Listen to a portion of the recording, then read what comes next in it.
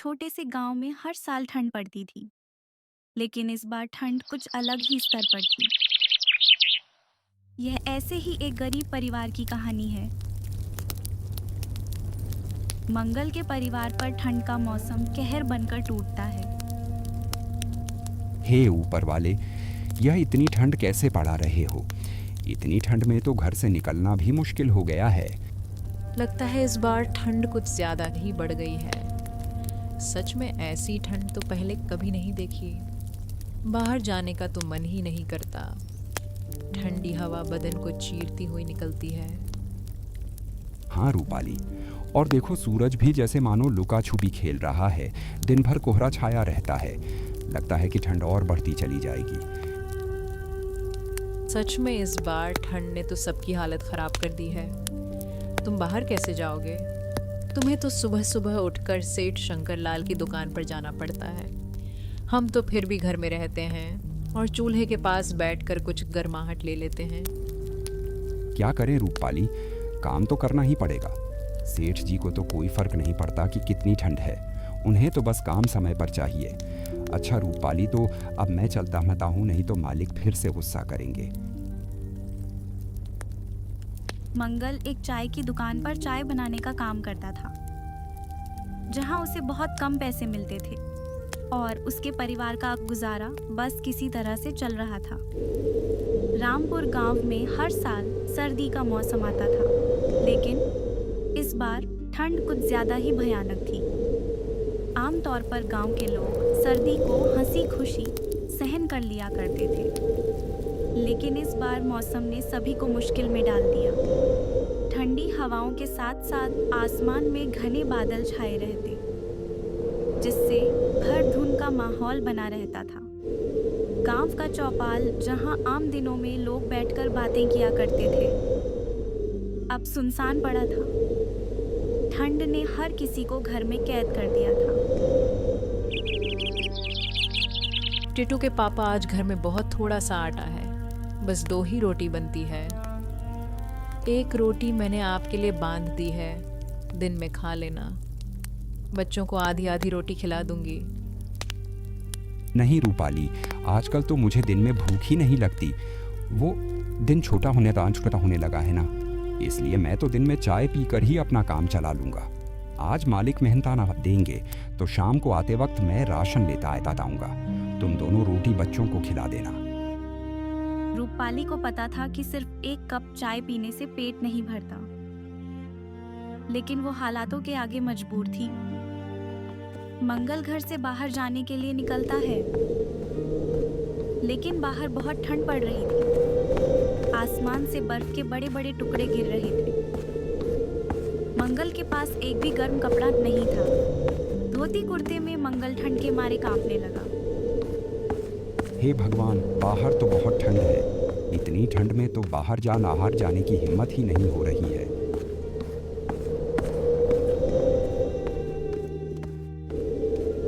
आ गया तू? चल जल्दी से सारे बर्तन धो दे। बर्तन धोकर फटाफट अदरक वाली चाय बना। ग्राहक आने वाले हैं। जी मालिक, अभी बर्तन धो देता हूँ। बर्फ जैसे ठंडे पानी में बर्तन धोना मंगल के लिए बहुत मुश्किल होता था। कहते हैं ना कि गरीबी सब कुछ करा देती है। बर्तन धोकर मंगल ने ग्राहकों के लिए चाय बनाई और सबको चाय दी। चूल्हा जलाने के बाद मंगल को ठंड से थोड़ी राहत मिली। मंगल का बहुत मन हो रहा था कि एक कप चाय वह भी पी ले। हे भगवान, ठंडे पानी से बर्तन धोने के बाद हाथ तो मानो जैसे जम ही गए। इतनी ठंड हो रही है, क्यों ना एक कप चाय मैं भी पी लूं। मंगल ठंड से राहत पाने के लिए एक कप गर्मा-गर्म चाय पीने लगता है। तभी शंकरलाल मंगल को चाय पीता देख गुस्से से आग बबूला हो जाता है और जोर से चिल्लाता हुआ बोलता है, ये क्या मंगल, तुम्हें यहाँ चाय बनाने के लिए रखा गया है या चाय पीने के लिए? मालिक, वो बहुत ठंड लग रही थी। गलती हो गई मालिक, आगे से चाय कभी नहीं पीऊंगा। ना जाने रोज तू कितने कप चाय पी जाता होगा। अब रोज के 2 कप चाय के पैसे तेरी मेहनताना से काटूंगा, तब तुझे समझ आएगा मुफ्त का सामान मिला नहीं कि लूटना शुरू। बेचारा मंगल महंताना कांटे जाने की बात से बहुत दुखी हो गया। उसे नहीं पता था कि एक कप चाय की उसे इतनी भारी कीमत चुकानी पड़ जाएगी। शाम को उसे मालिक ने आधा मेहताना दिया। मालिक मुझे माफ़ कर दीजिए, अब से मैं चाय नहीं पीऊँगा, लेकिन मुझे पैसे पूरे दे दीजिए। मैं सच कहता हूँ मालिक, आज मैंने पहली बार चाय पी थी। वो पहनने के लिए गर्म कपड़े नहीं है ना, इसलिए मुझे ठंड ज़्यादा लगती है। अरे वाह, पूरे पैसे दे दूं तुझे और मुफ्त की चाय भी पिलाऊं? मैं यहां कोई धर्मशाला खोलकर नहीं बैठा। चल अब भाग यहां से। मालिक शंकर लाल मंगल को काम पर से निकाल देता है। मंगल हताश होते हुए थोड़ा सा राशन लेकर अपने घर की ओर चला जाता है। घर आकर जब उसने रूपपाली को राशन दिया तो रूपपाली ने कहा, इस बार तो आप हर बार से बहुत कम राशन लाए हैं, क्या बात है जी? मंगल ने रूपाली को सारी बात बता दी। हे भगवान, तूने यह ठंड का मौसम बनाया ही क्यों? तुझे भी हम गरीबों के साथ मजाक करने में बहुत मजा आता है ना। तुम परेशान मत हो रूपाली, देखना एक दिन सब कुछ ठीक हो जाएगा। ये कुछ पैसे मैंने बचा लिए, इन पैसों से तुम बच्चों के लिए गर्म कपड़े और अपने लिए भी एक गर्म कपड़ा खरीद लेना। वो तो ठीक है, लेकिन आपका क्या? आप रोज एक पतले से कुर्ते में ही रोज काम पर जाते हैं। आपको ठंड नहीं लगती होगी क्या? आपको गर्म कपड़ों की ज़्यादा ज़रूरत है, नहीं तो आपकी तबीयत खराब हो जाएगी। इन पैसों से आप अपने लिए स्वेटर खरीद लीजिए। बच्चों के पास तो अभी पुराने स्वेटर हैं, उनसे उनका काम चल जाएगा। मैं तो ज़्यादा समय चूल्हे के पास होती हूँ, मुझे तो ठंड कम लगती है। मंगल बाजार जाकर उन पैसों से अपने लिए स्वेटर खरीद कर ले आया। रूपाली जब खाना बनाती तो बच्चे ठंड से बचने के लिए चूल्हे के पास ही बैठे रहते। मैं बाहर जा रहा हूँ, देखता हूँ अगर कोई काम मिल जाए तो। खाली बैठने से कुछ नहीं होगा। इस बार तनख्वाह भी कम मिली है। जी ठीक है, ध्यान से जाइएगा और रात होने से पहले घर आ जाना। रात में ठंड बहुत बढ़ जाती है। मंगल बाहर निकल जाता है। बाहर ठंडी ठंडी हवाएं चल रही थी। मंगल काम की तलाश में आगे बढ़ता जा रहा था। भैया, आपके पास अगर मेरे लायक कुछ काम हो तो दे दीजिए, मैं कोई भी काम कर लूँगा। अरे भाई, ठंड में तो वैसे भी मेरा काम बिल्कुल ठप पड़ गया है। मेरा खुद का खर्चा नहीं निकल पाता, उसमें मैं तुम्हें कहां से मेहताना दूंगा भाई? मेरे पास तो तुम्हारे लिए कोई काम नहीं है। मगर उसे कहीं काम नहीं मिलता। हे भगवान, अगर काम नहीं मिला तो गुजारा कैसे होगा? मंगल यह सब सोच ही रहा था कि तभी वहां पर एक बूढ़ी अम्मा आती है। बेटा, क्या तुम मेरी मदद कर सकते हो? मेरा घर यहाँ से कुछ ही दूरी पर है। ठंड भी बहुत है ना, और मैं भी बहुत थक गई हूँ। यह कुछ मेरा सामान है, इसको मेरे घर तक पहुँचा दो बेटा, तुम्हारा बड़ा एहसान होगा। ठीक है माताजी, चलिए मैं अभी आपका सामान आपके घर तक पहुंचा देता हूँ। मंगल सामान उठाता है और अम्मा के साथ चल पड़ता है।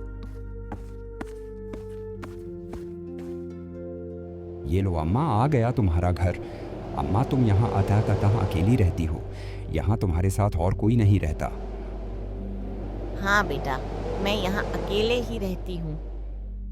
मेरे परिवार में और कोई नहीं है, बस यह एक मेरी सरस्वती है। ठंड बढ़ गई है ना, इसलिए जंगल से कुछ लकड़ियाँ लेने गई थी। आते आते देर हो गई। वो तो शुक्र है भगवान का जो वहाँ तुम मुझे मिल गए। अच्छा अम्मा, अब आप लकड़ियाँ जलाकर आराम कीजिए, मैं चलता हूँ, मुझे घर के लिए देर हो रही है। ठीक है बेटा, लेकिन मैं चाहती हूँ कि तुम मेरी सरस्वती को भी अपने साथ ले जाओ। मैं बहुत बूढ़ी हो चुकी हूँ, मैं सरस्वती का ढंग से ख्याल नहीं रख पाती। यह बेचारी भी मेरी वजह से भूखी बैठी रहती है। इसलिए मैं चाहती हूँ कि तुम मेरी सरस्वती का ख्याल रखो। ठीक है अम्मा, अगर आप इतना जोर डाल रही हैं तो आज से मैं आपकी सरस्वती का ध्यान रखूंगा। बेटा, इसे चारा सही से खिलाना तो यह तुम्हें बहुत सारा दूध देगी। ठीक है अम्मा, जैसा आप कहो, मैं आपकी सरस्वती का बहुत बहुत अच्छे से ख्याल रखूंगा। इतना कहकर मंगल सरस्वती को लेकर घर आ जाता है। जब रूपाली ने मंगल को गाय के साथ देखा तो वो बोली, अरे ये किसकी गाय ले आया आप? मंगल रूपाली को सारी बात बता देता है। बस इस तरह अम्मा ने सरस्वती को मुझे दे दिया और कहा उसका बहुत ध्यान रखना। अब हम इसका बहुत ध्यान रखेंगे। बिल्कुल अपने बच्चों की तरह। रूपाली, रात तो होने वाली है। मैं सोच रहा हूँ कि सरस्वती के लिए कुछ हरी हरी घास ले आऊं। रात में अगर सरस्वती को भूख लगी तो हमारे पास उसे खिलाने के लिए कुछ भी नहीं है।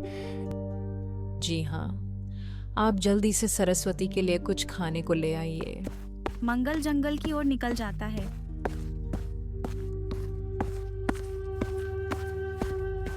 और खूब सारी हरी घास खाने के कुछ देर बाद सरस्वती ढेर सारा दूध देती है। देखो रूपाली, सरस्वती ने तो बहुत सारा दूध दिया है। इतना सारा दूध तो हम पी ही नहीं पाएंगे। लाइए, सबसे पहले मैं कुछ दूध की चाय बना देती हूँ। आज पूरा परिवार एक साथ बैठकर चाय पिएगा। आज हम सब एक गिलास गर्म दूध पीकर के सो जाएंगे, क्योंकि खाने के लिए आज अभी हमारे पास बिल्कुल राशन नहीं बचा है। इस तरह मंगल का परिवार उस दिन सरस्वती के दूध से अपना पेट भर लेता है और सो जाता है। मैं सोच रही हूँ हमारे पास काफी सारा दूध हो गया है, तो क्यों ना आप दूध से चाय बनाने का काम खोल लें। अभी ठंड का मौसम है तो आपकी चाय काफी अच्छी बिकेगी।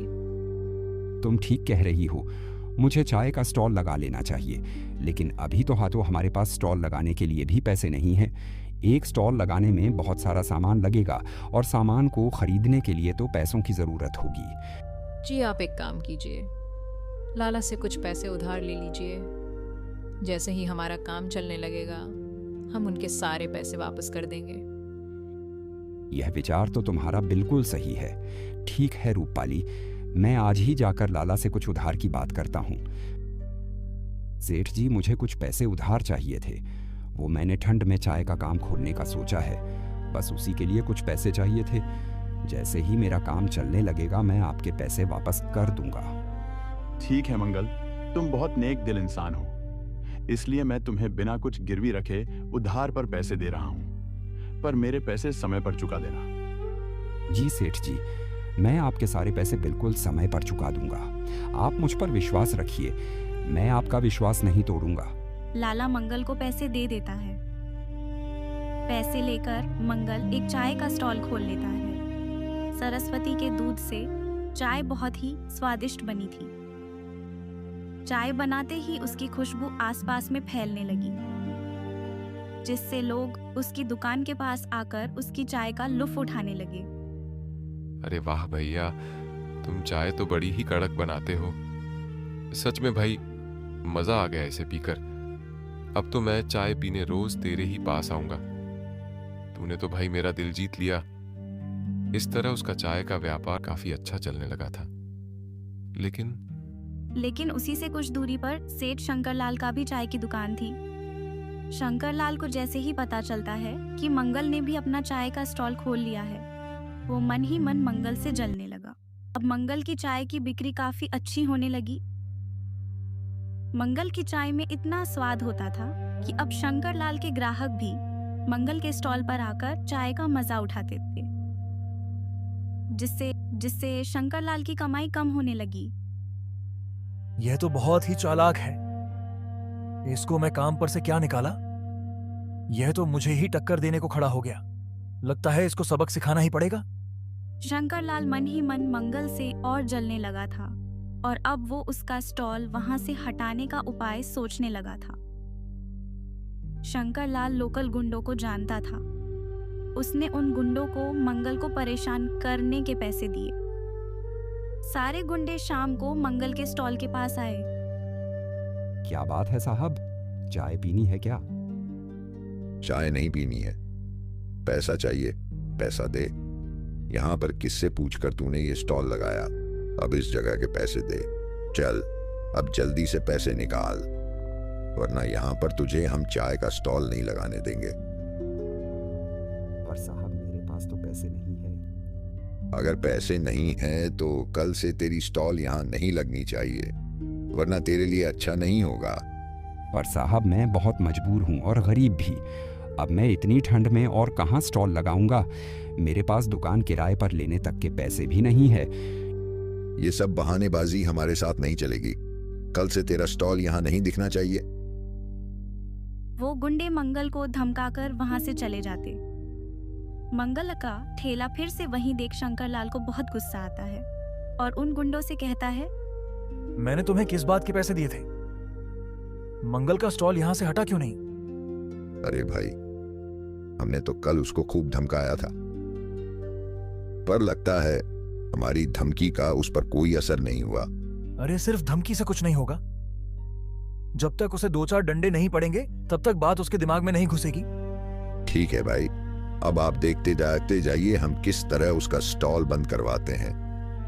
हे प्रभु रक्षा करना, उन गुंडों की नजर से मुझे बचा लेना प्रभु। वो गुंडे फिर मंगल के पास आते हैं। अरे तूने अभी तक चाय का स्टॉल क्यों नहीं बंद किया? लगता है तू ऐसे नहीं मानेगा। मंगल उस समय चाय बना रहा था। चाय की खुशबू जब गुंडों की नाक के पास से गुजरती है। चाय की खुशबू तो बहुत अच्छी आ रही है। चल पहले हम सब के लिए एक कप चाय लगा। गुंडे जैसे ही मंगल की चाय पीते हैं, अरे वाह, तू चाय तो बड़ी कड़क बनाता है। सच में बड़ी ही स्वादिष्ट चाय है। तू चिंता मत कर चाय वाले, अब तुझे हमारे होते हुए यहाँ से कोई नहीं हटाएगा। वो गुंडे डंडा लेकर वापस शंकरलाल के पास पहुंच जाते हैं और उसकी ही पिटाई कर देते हैं। ये ले अपने पैसे और आगे से उस ठेले वाले को परेशान किया तो हमसे बुरा कोई नहीं होगा। गुंडों की धमकी से डरकर शंकरलाल ने अब मंगल को परेशान करना बंद कर दिया।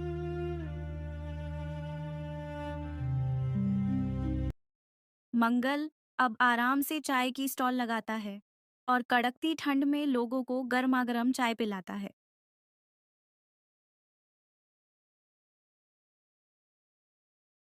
अगर आपको ये कहानी अच्छी लगी हो तो इसे लाइक करें, सब्सक्राइब करना ना भूलें और बेल आइकॉन जरूर दबाएं ताकि अगली प्यारी कहानी सबसे पहले आप तक पहुंचे। आपका अपना चैनल शिवानी टून्स, जहां हर कहानी में छिपा है एक जादू और सीख।